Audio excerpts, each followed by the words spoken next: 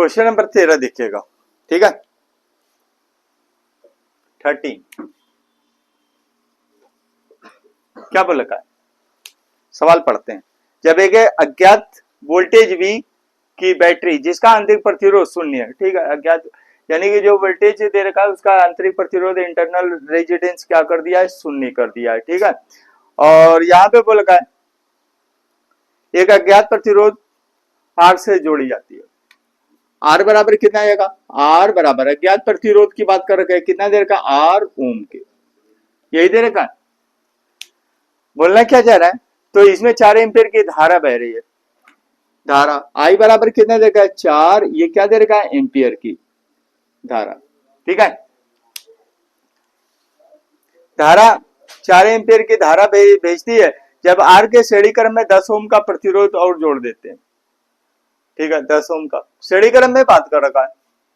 श्रेणी क्रम में क्या समान होता है, धारा। तो एक काम कर लेते हैं, यहाँ पे विभव चेक कर लेते हैं। अगर धारा अगर समान है श्रेणी क्रम में, तो इसका मतलब है कि इसके साथ जो वोल्टमीटर जोड़ा गया है उसमें क्या है, 0 एम्पीयर का 0 ओम का प्रतिरोध जोड़ा गया इंटरनल, ठीक है। तो यहाँ पे एक काम कर लेते हैं, विभव चेक कर लेते हैं।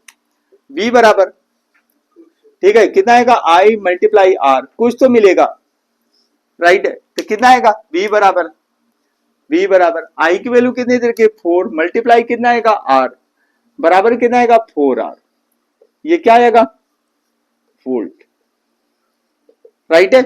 Equation first. आगे का सिचुएशन देखते हैं, क्या बोल रखा है, जब R के श्रेणी क्रम में 10 ओम का प्रतिरोध और जोड़ देते हैं, ठीक है। प्रश्नानुसार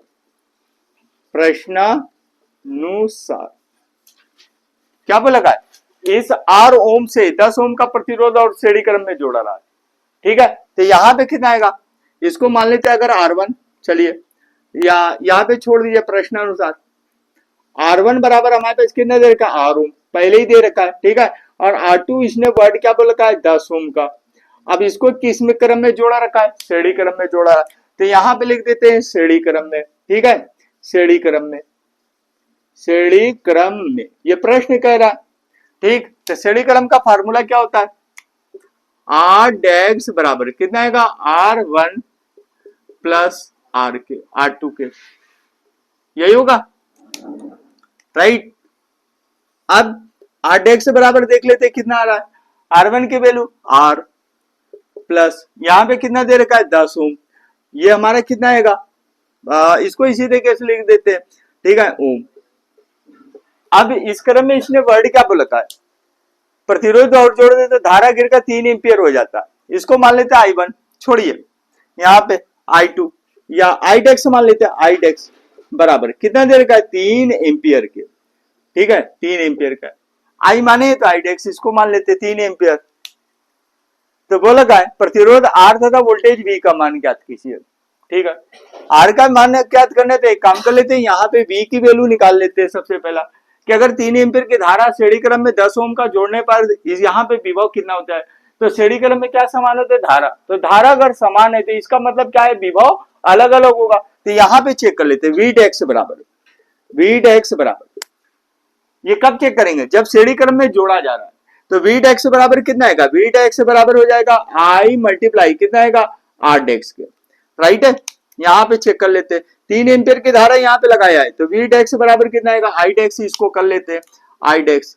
तो कितना आएगा भैया, I डैश की वैल्यू कितनी देर की, 3 मल्टीप्लाई R, इसकी श्रेणी क्रम में जोड़ा R प्लस 10, तो कितना आएगा, V डैश बराबर कितना आएगा, यह हो जाएगा 3R प्लस कितना आएगा, 30R, 30 हो जाएगा, मान लिया R क्यों होगा, राइट। ये क्या आएगा, वोल्ट। इक्वेशन सेकेंड यही होगा, राइट है।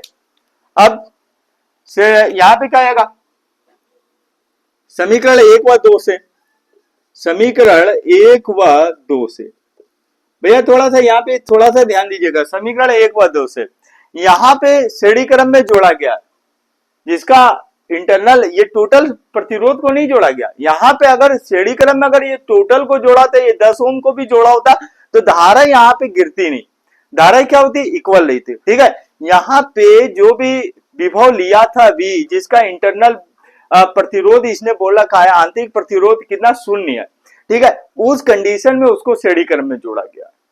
ठीक है, यहाँ पे धारा 4 एम्पीयर की, अब धारा यहाँ पे क्या हो रही है, परिवर्तित हो रही है, तो इसका मतलब क्या है, इसका विभव ये दोनों किस क्रम में जोड़े गए, समांतर क्रम में। यहाँ पे 4 एम्पीयर से 3 एम्पीयर धारा गिरे और श्रेणी क्रम में अगर ये जोड़ा जाता तो श्रेणी क्रम में क्या होता, विभव विभव अलग अलग होता।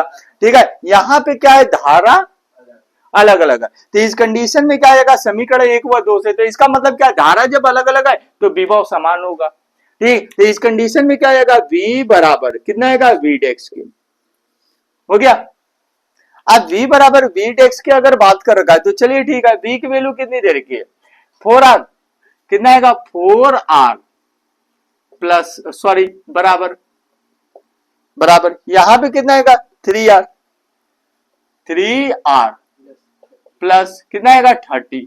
ठीक है, तो इसको इधर ले आइए, तो 4R माइनस 3R बराबर 30 के, तो R बराबर कितना आएगा, R बराबर 30 ओम, राइट है, आया। दूसरा इसने वर्ड का बोला का है विभव, V की बात कर रखा, तो V बराबर, तो विभव तो समान है ना, R की वैल्यू निकल गई, इस V का मान समीकरण किसी एक में रख देते हैं, तो क्या कर ले, V का मान किस में रख दें, समीकरण 1 में रख दें, कहा है वो है V का R का मान ना, तो R का मान समीकरण 1 में रखने पर, चलिए, तो V बराबर कितना आएगा, V बराबर ये कितना आएगा 4 मल्टीप्लाई कितना आएगा 30, तो V बराबर 4 थे या 12, 120, ये क्या आएगा वोल्ट के। ठीक है, एक चीज याद रखना है कि विभव जो है समांतर क्रम में समान होता है, श्रेणी क्रम में धारा। ठीक है, धारा यहाँ पे परिवर्तित हो रही है और यहाँ पे श्रेणी क्रम में शब्द कहा है। ठीक है, उलझिएगा नहीं।